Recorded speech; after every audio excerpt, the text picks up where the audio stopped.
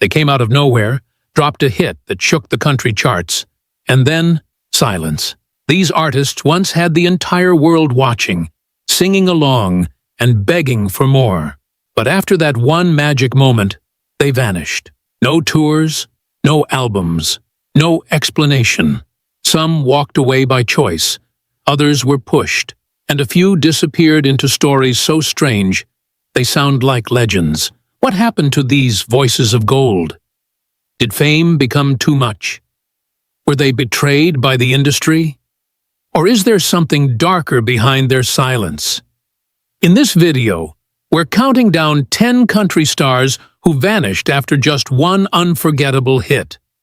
And what we found will leave you stunned, especially number 7, whose story might be the strangest mystery in modern country history. Let's dive in.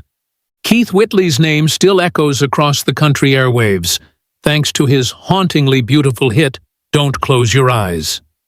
But while the song became an anthem of heartbreak, the man behind it vanished far too soon. Rising through the bluegrass scene, Whitley's voice carried the kind of pain you can't fake. When he finally struck gold with his solo hit, many believed he'd be the next George Jones. But behind the scenes, Keith was battling demons. Alcohol had a grip on him that success couldn't loosen. Just as he began headlining major shows and recording a full-length follow-up album, tragedy struck. On May 9, 1989, Keith was found dead in his Nashville home at just 34 years old. The cause? Alcohol poisoning. It wasn't supposed to end like this. The music was just getting started. Though he had more songs in the works, Don't Close Your Eyes would be his bittersweet legacy. His widow, country star Lorrie Morgan, kept his memory alive. But Keith's voice was silenced before it could echo into the next decade.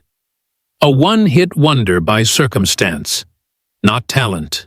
And that tragedy still haunts country fans today. In 2001, Cindy Thompson burst onto the country music scene with a voice as pure as Appalachian spring water. Her debut single, What I Really Meant to Say, climbed straight to number 1 on the Billboard Hot Country Singles chart, making her an overnight sensation. With her fresh face, heartfelt lyrics, and a debut album that went gold, fans and critics alike were certain that a new star had been born. But just as her career seemed unstoppable, Cindy did something few saw coming. She walked away. Behind the scenes, the pressures of fame had quickly become overwhelming. In interviews, Thompson revealed that she struggled deeply with the speed of her success and the demands of the music industry. She felt spiritually and emotionally drained, disconnected from the creative spark that had once driven her. Just a year after releasing her debut album, she asked to be released from her recording contract, and that was it. She vanished from the spotlight almost entirely. No follow-up album, no tour, no tell-all memoir. Fans were left stunned and wondering what had gone wrong.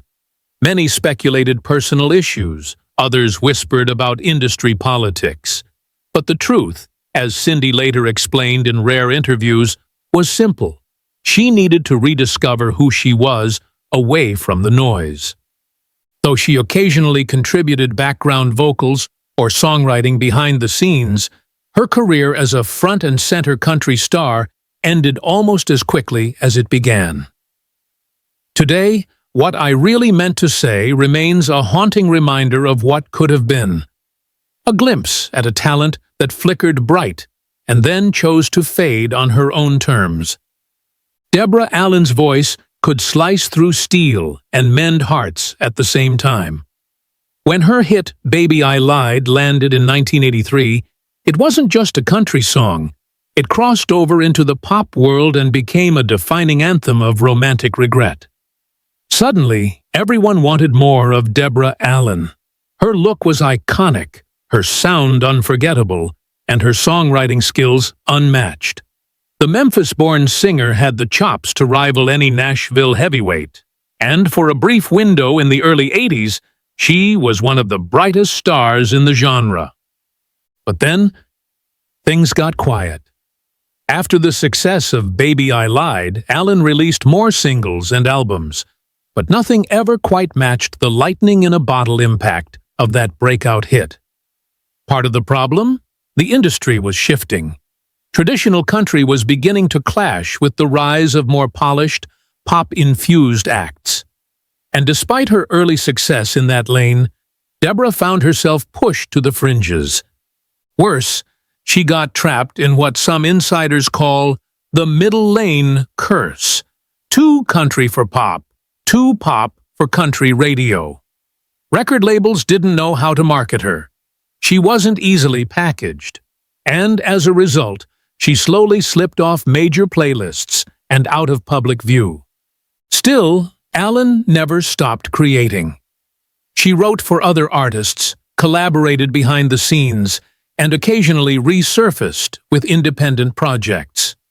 But for most fans, she became a ghost, a name attached to one unforgettable ballad and a faint memory of glittering 80s stardom. Her fade wasn't caused by scandal or burnout. It was the result of an industry that couldn't make room for someone who didn't fit neatly into a box. And so, Deborah Allen became one of country music's great vanishing acts, proof that sometimes talent isn't enough to keep the spotlight. When Mindy McCreedy released 10,000 Angels in 1996, it was more than a hit. It was a promise. A promise of a powerful new voice in country music, one that could cut through the noise with both vulnerability and grit. Her debut album sold over 2 million copies, and for a moment, Mindy looked unstoppable. But beneath the surface, her personal life was unraveling in ways that would ultimately consume her career and her life. At just 21 years old, Mindy was navigating fame, heartbreak, and the brutal scrutiny of the media. Her relationship with actor Dean Cain made headlines, but behind the tabloid smiles were stories of abuse, addiction, and a growing sense of isolation. Her sophomore album struggled to match the success of her debut, and her label began to lose faith. By the early 2000s, Mindy was caught in a downward spiral, facing legal trouble, drug charges, and custody battles that played out in public. Despite these setbacks, she attempted multiple comebacks. Each time, her voice still carried that same aching beauty. But the world had moved on, and Nashville had closed its doors. Her name became more associated with tragedy than music. Reality TV appearances and court dates overshadowed any new releases. It was a devastating fall from grace. In 2013, the final chapter came in the most heartbreaking way. Mindy McCreedy was found dead from a self-inflicted gunshot wound on the front porch of her Arkansas home, the same place where her boyfriend, record producer David Wilson, had died by suicide just a month earlier. She was only 37 years old. Mindy's story isn't just one of vanishing. It's one of warning. A star with unmatched potential, undone by a mix of personal demons and an industry that often discards those it once adored. 10,000 Angels was a plea for protection, but in the end, not enough angels came. Her story stands as one of country music's most painful disappearances, a reminder of the real human cost behind fame's fleeting spotlight. At just 17 years old, Jessica Andrews became the voice of every young girl dreaming big with her hit single, Who I Am. The song was an instant classic, a heartwarming anthem about self-acceptance, family roots, and staying true in a confusing world. Released in 2001, it shot straight to #1 on the country charts and turned Jessica into one of the youngest stars ever to top Billboard's Hot Country Singles. Her youthful charm, strong vocals, and relatable lyrics seemed to guarantee a long career ahead. But as quickly as she arrived, Jessica began to drift from the spotlight. Her second album didn't land with the same impact, and though her voice remained stunning, the momentum began to wane. Part of the reason, insiders say, was timing. The early 2000s saw country music shifting gears, making room for a newer wave of artists who blurred genre lines even further. Jessica, with her clean, wholesome image and classic sound, started to feel out of step. She recorded a third album, one that was never officially released. Tracks were leaked online, and die-hard fans begged for a proper release. But the label shelved it. Soon after, Jessica all but disappeared from the public eye. No big farewell, no scandal, no major announcement. Just silence. Years later, she surfaced briefly with a blog post explaining that she needed to step away and live a normal life. She got married, had a child, and began focusing on songwriting rather than performing. Her voice may have left the radio waves, but it didn't leave music entirely. Who I Am still plays at graduations, proms, and mother-daughter dances across America. It remains a cultural touchstone for many who grew up with her. But Jessica Andrews, the face behind the song, chose to step back before the industry could eat her alive. Her disappearance was quiet, but it was her choice. And in that, she found the kind of peace many stars never do. Wright was never just another pretty face in Nashville. Industry politics, shifting tastes, and marketing misfires began to chip away at her momentum. But behind the scenes, a much deeper story was unfolding, one that Sherrié herself wouldn't fully share for years. She was battling with a truth that, in the world of country music at the time, felt like a career death sentence. She was gay. Terrified of the backlash and desperate to protect her livelihood, Sherrié stayed silent for years, living a double life in private torment.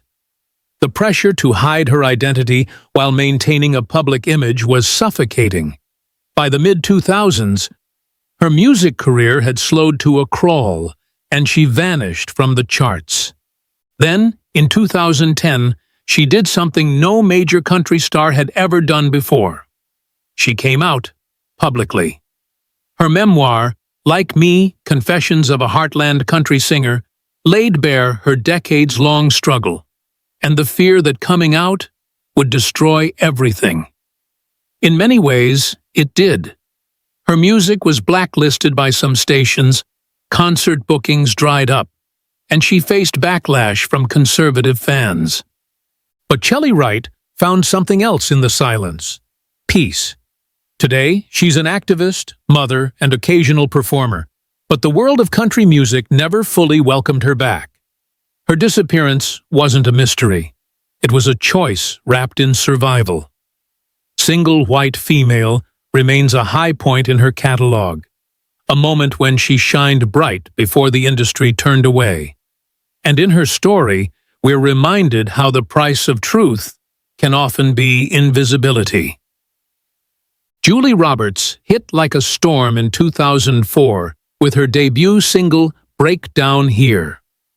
Her voice, a soulful mix of smoky heartbreak and southern steel, was instantly recognizable. The song reached the top 20, and her self-titled album quickly went gold. Critics compared her to Patsy Cline and Bonnie Raitt, praising her emotional depth and raw, honest performances. She wasn't just another radio-friendly blonde. She was real, vulnerable, and unforgettable. But after that first wave of success, things began to fall apart. Her second album didn't get the same support from her label. Singles underperformed. Then came a diagnosis that changed everything: multiple sclerosis. Julie kept her condition hidden for years, performing and touring while silently battling symptoms that made even basic tasks difficult. When she finally revealed her illness, fans were shocked. Many had assumed she'd just quietly stepped away. But the truth was, Julie had been fighting to stay in the game. The industry, however, wasn't patient. Her label let her go, and she became a free agent in a business where being out of sight meant being out of mind. Still, Julie refused to quit. She released independent music, toured when she could, and became a symbol of strength for fans facing their own battles. But she never returned to the mainstream spotlight. Breakdown Here became both a career high and a haunting irony. A song about breaking down that foreshadowed her own painful journey. Julie Roberts didn't vanish without a fight. She was forced into the shadows by illness and industry indifference. And though her voice still echoes in the hearts of those who listened, she remains one of the genre's most quietly tragic disappearances. A star dimmed, but never extinguished. Ty England might not be a household name today, but in 1995 his breakout hit Should Have Asked Her Faster shot him to country stardom almost overnight. With his cowboy charm and a sound that fit right into the golden era of 90s country, Ty seemed destined to ride the same wave as his contemporaries. Fans may also remember him as a former guitarist and bandmate of Garth Brooks, which gave him instant credibility and a built-in audience. His debut solo album was a modest success, and the future looked bright. But then, just as fast as he appeared, Ty England's spotlight dimmed. Follow-up singles struggled to gain traction, and by the time his second album rolled out, it was clear the industry had already begun to move on. The mid to late 90s were fiercely competitive, and Ty's traditional sound was being edged out by glossier, pop-leaning country acts. Still, Ty had talent and a fan base. So what happened? Part of it came down to timing. As Garth Brooks dominated the country universe, anyone in his orbit often found themselves in the shadows. Ty, once a friend and peer, became just another name associated with someone bigger. The marketing machine behind him slowed down. Radio stopped spinning his records. And soon, Ty faded from the charts altogether. He continued making music on his own terms, even rebranding as Tyler England for a while. But the magic of that first hit proved hard to replicate. Occasionally, he resurfaced with small performances or collaborations, but the wide national stage that had once embraced him never called back. Should Have Asked Her Faster became both his anthem and epitaph in the public eye. A moment of triumph quickly sealed in amber. Ty England didn't vanish because he lacked talent. He vanished because Nashville can be ruthless with timing, branding, and fate. And his story reminds us how even those closest to the stars can still fall quietly into the shadows. Sherrié Austin brought something different to Nashville when she arrived in the late 1990s. An Australian-born singer-songwriter with a firecracker personality and a strong twang, she wasn't just another cookie-cutter act. Her 2001 hit, Streets of Heaven, captivated audiences with its raw emotional weight, telling the heartbreaking story of a mother pleading with God to spare her dying child. It was a bold, gut-wrenching ballad, and it instantly set Sherrié apart. For a moment, it felt like the world had finally found a new country powerhouse. But the moment didn't last. Despite critical acclaim and a devoted niche following, Sherrié never fully broke into the mainstream. Nashville seemed unsure of what to do with her. She had the songwriting chops, the voice, and the heart-wrenching storytelling ability, but she didn't fit the mold. While contemporaries leaned into glossy crossover hits, Sherrié doubled down on authenticity and storytelling. That decision may have earned her artistic respect, but it didn't translate into radio success. After Streets of Heaven, her label support began to wane. Follow-up singles failed to gain significant airplay, and her albums stopped charting. She eventually parted ways with her label, choosing instead to focus on songwriting. Behind the scenes, she found success writing for other artists and theater productions, including a stint in a country-themed Broadway show. She remained passionate about music, but the spotlight moved on. Sherrié never disappeared completely. She occasionally released independent projects and appeared at songwriter rounds in Nashville. Yet for many casual fans, she became a memory. The voice behind one incredibly emotional song that seemed to come from nowhere and then vanish. In truth, Sherrié Austin never really vanished. She just shifted gears. But in the public eye, without another chart topper to follow that haunting prayer in Streets of Heaven, she became one of country's great whatever happened to questions, a voice that stirred hearts and then slipped away, leaving behind a single unforgettable plea to the sky.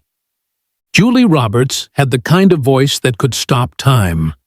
Smoky, soulful, and soaked in heartbreak. Her debut single, Break Down Here, from 2004, felt like it had always existed, like a lost classic finally rediscovered. The song told the story of a woman stranded on the side of the road, metaphorically and literally. And for fans who heard it, Julie wasn't just another new face, she was a revelation. Her self-titled debut album sold over 500,000 copies and was certified gold, earning critical praise and several award nominations. Nashville took notice. It looked like Julie Roberts was about to be country music's next big thing. But behind the scenes, Julie was already battling storms. While promoting her music and playing packed shows, she quietly faced mounting health issues. In 2006, after her second album failed to match the success of her debut, her label dropped her. What fans didn't know at the time was that Julie had been diagnosed with multiple sclerosis, a brutal, unpredictable disease that slowly attacks the nervous system. Rather than seek sympathy or use her diagnosis for publicity, she went silent. For years, Julie disappeared from the mainstream entirely. No radio singles, no major label deals, no flashy appearances. Rumors circulated, but answers were few. In 2013, she resurfaced and finally revealed her MS diagnosis publicly. She explained that her time away was spent trying to survive, both physically and emotionally. Her body had been betraying her, and her industry had all but forgotten her. Still, she never stopped singing. Julie continued recording independently, even performing at MS awareness events and writing about her journey. Her music deepened, became more raw, more human. But her second chapter never quite reached the ears of the masses. The spotlight had moved on. Radio didn't return her calls. Julie Roberts didn't vanish because of scandal or ego. She vanished because life threw her a mountain, and she had to learn to climb it in silence. Her voice remains one of the most unforgettable to ever hit country radio. And for those who still remember the haunting beauty of Break Down Here, she's not a one-hit wonder. She's a survivor, a fighter, and proof that sometimes the strongest artists are the ones you hear from the least.